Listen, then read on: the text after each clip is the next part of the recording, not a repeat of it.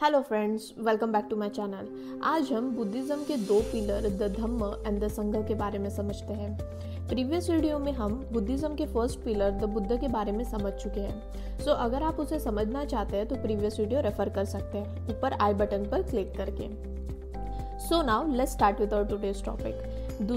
दूसरा पिलर है द धम्म, यानी बुद्ध के उपदेशों का कलेक्शन या कहे टीचिंग ऑफ द बुद्धा। ये हमें सिखाता है कैसे सही जीवन जीना चाहिए और दुख से बाहर निकलना चाहिए।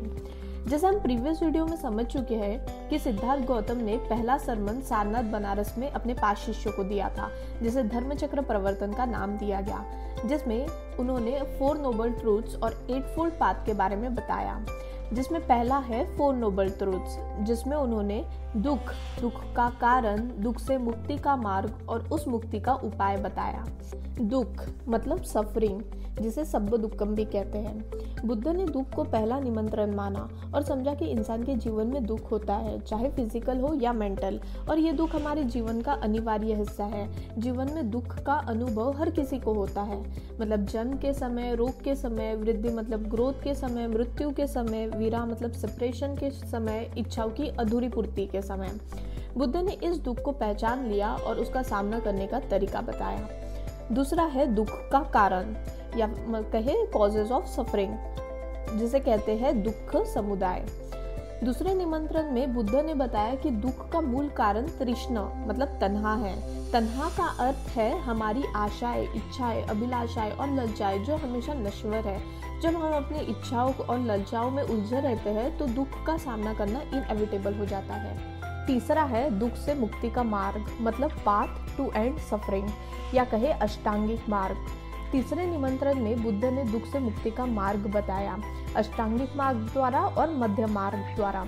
तो पहला है अष्टांगिक मार्ग, जिसमें right view, right intention, right speech, right action, right livelihood, right effort, right mindfulness और राइट कंसंट्रेशन के बारे में बताया।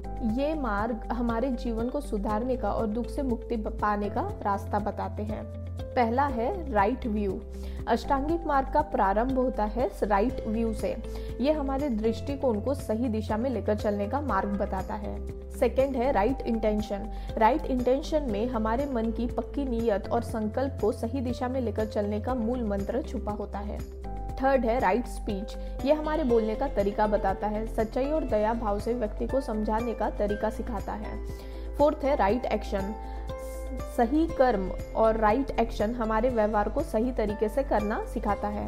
ये बताता है कि हमारे कर्मों का असर हमारे जीवन पर कैसे पड़ता है। फिफ्थ है राइट लाइवलीहुड। राइट लाइवलीहुड हमारे व्यवसाय और जीने का सही तरीका बताता है। ये बताता है कि कैसे हमारे रोजगार का होना हमारे धार्मिक मूल्यों के साथ मेल खाता है। सिक्स्थ है राइट एफर्ट। राइट एफर्ट में हम हमारे अपने एफर्ट्स को सही दिशा में लेकर अच्छे और सच्चे लक्ष्य की ओर बढ़ने का मंत्र है। सेवेंथ है राइट माइंडफुलनेस। ये बताता है कि हमारे मन को हमारे वर्तमान के पलों में रखकर चलने का तरीका क्या होना चाहिए। 8 है राइट कंसंट्रेशन। अष्टांगिक मार्ग का अंत हमारे मन को शांति और समाधान में स्थापित करने का है। ये ध्यान और मेडिटेशन की ओर लेकर जाता है।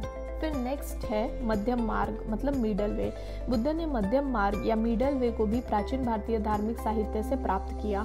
ये मार्ग एक्सट्रीम से बचने का तरीका बताता है। पहला है अवॉइडिंग एक्सट्रीम्स। मध्यम मार्ग का प्रथम सिद्धांत है एक्सट्रीम से बचना, यानी ना बहुत ज़्यादा इंजॉयमेंट करना और ना ही अत्यंत तपस्वी बनना, दोनों में मध्यस्थ रहना। सेकेंड है बैलेंस इन लाइफ। ये मार्ग हमारे जीवन में बैलेंस लाने को कहता है, जिसे हम अपने व्यवसाय, फैमिली और रिलीजियस लाइफ में स्थापित करते हैं। थर्ड है लिबरेशन फ्रॉम सफरिंग।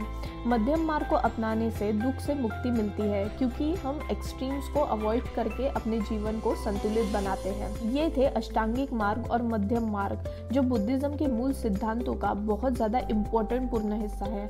इन मार्गों को समझना और अपने जीवन में लगाना हमारे जीवन को सुंदर और सुखी बनाने का एक कारगर तरीका है। चौथा है मुक्ति मतलब सिसेशन ऑफ सफरिंग, जिसे दुख निरोध भी कहा गया। चौथे निमंत्रण में बुद्ध ने मुक्ति की स्थिति को संबोधन किया, जिसे प्राप्त करके इंसान दुख से मुक्त हो जाता है। जब हम तृष्णा को रोक देते हैं तब हम दुख से मुक्त हो जाते हैं और ये मुक्ति हमें निर्वाण तक पहुंचाती है, मतलब एनलाइटमेंट तक पहुंचाती है। मतलब जब हम अपनी इच्छाओं और अभिलाषाओं से मुक्त हो जाते हैं तब हम दुख से मुक्त हो जाते हैं, बर्थ डेथ के साइकिल से मुक्त हो जाते हैं।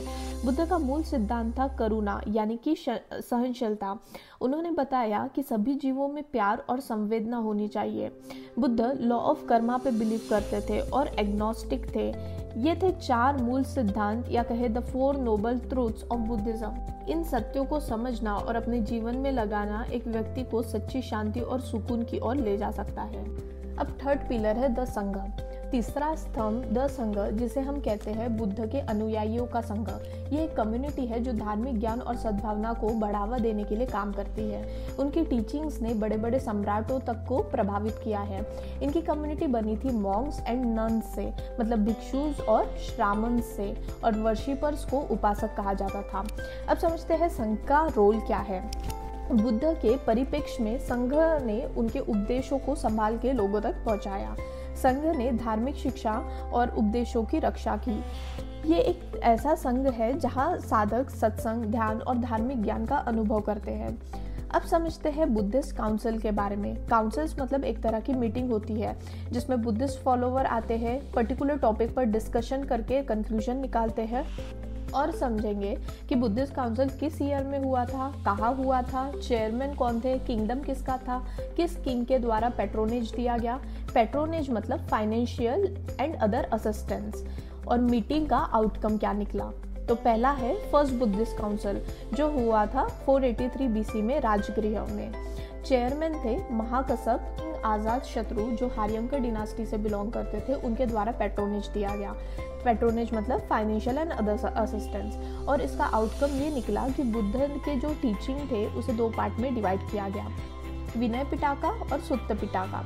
विनय पिटका मोनास्टिक डिसिप्लिन के बारे में बताता है, मतलब एक सन्यासी को किस तरह के रूल्स और डिसिप्लिन फॉलो करने चाहिए। विनय पिटका को रिसाइट किया जाता था उपाली भिक्षु के द्वारा।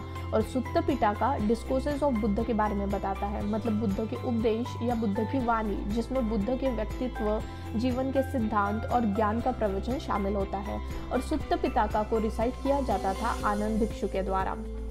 सेकेंड बुद्धिस्ट काउंसिल हुई थी 383 BC में वैशाली में। चेयरमैन थे सब्बकामी। किंग काला अशोक जो शिशुनाग डिनास्टी से बिलोंग करते थे, उनके द्वारा पेट्रोनेज दिया गया।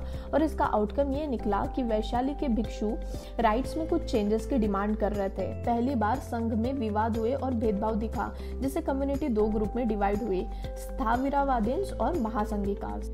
थर्ड बुद्धिस्ट काउंसिल हुई थी 250 BC में अशोकरमा विहार पटलिपुत्रा में। चेयरमैन थे मुगलीपुत्र तिस्सम। किंग अशोक जो मौर्य डिनास्टी के से बिलोंग करते थे, उनके द्वारा पेट्रोनेज दिया गया। और इसका आउटकम ये निकला कि बुद्ध के टीचिंग को अभिधम्म पिटका में कंपाइल किया गया, जिसमें बुद्धिस्ट रिलीजन के फिलोसॉफिकल प्रिंसिपल्स का एक्सप्लेनेशन दिया है। इसमें बुद्ध के टीचिंग को स्प्रेड करने के लिए मिशनरीज या कहे प्रचारक को वर्ल्ड के अलग अलग पार्ट में भेजा गया। फोर्थ बुद्धिस्ट काउंसिल हुई 98 AD में कुंडलावना कश्मीर में। चेयरमैन थे वासुमित्र और वाइस चेयरमैन थे अश्वघोष। किंग कनिष्क जो कुशना डिनास्टी से बिलोंग करते थे, उनके द्वारा पेट्रोनेज दिया गया। और इसका आउटकम ये निकला कि त्रिपिटका पर टिप्पणियां हुई। महाविभश शास्त्र जो कि संस्कृत लैंग्वेज में लिखा गया है, जो कि बुद्धिस्ट लिटरेचर का पार्ट है, उसने बुद्धिस्ट विचारों को समझने में मदद की और बुद्धिस्ट को 2 सेक्ट्स में डिवाइड किया गया, हिनायना और महायाना। ये थे 4 बुद्धिस्ट काउंसिल जो बुद्धिज्म के ग्रोथ में एक महत्वपूर्ण हिस्सा है। इनमें से हर एक ने अपने समय में बुद्धिज्म को और विकसित किया और उसके सिद्धांतों को मजबूती दी। ऊपर जैसे हमने टर्म पढ़े हैं डिनास्टी के बारे में। डिनास्टी मतलब राजवंश, जो हम बुद्धिज्म जैनिज्म कंप्लीट होने के बाद डिनास्टी टॉपिक चालू करने वाले हैं, उसमें हम समझेंगे। आज के लिए इतना ही। इसके आगे का टॉपिक बुद्धिस्ट लिटरेचर और सेक्ट्स ऑफ बुद्धिज्म हम कवर करेंगे हमारे नेक्स्ट वीडियो में। आई होप आपको मेरा ये वीडियो समझा होगा। अगर आपको मेरा ये वीडियो अच्छा लगा तो प्लीज़ मेरे चैनल को सब्सक्राइब करिए और बेल आइकन को ज़रूर प्रेस करिए, क्योंकि जैसे ही मैं कोई न्यू वीडियो अपलोड करूँ तो सबसे पहले नोटिफिकेशन आपके पास आए। वीडियो को लाइक एंड शेयर ज़रूर करिए। Thank you so much for your time. Bye bye.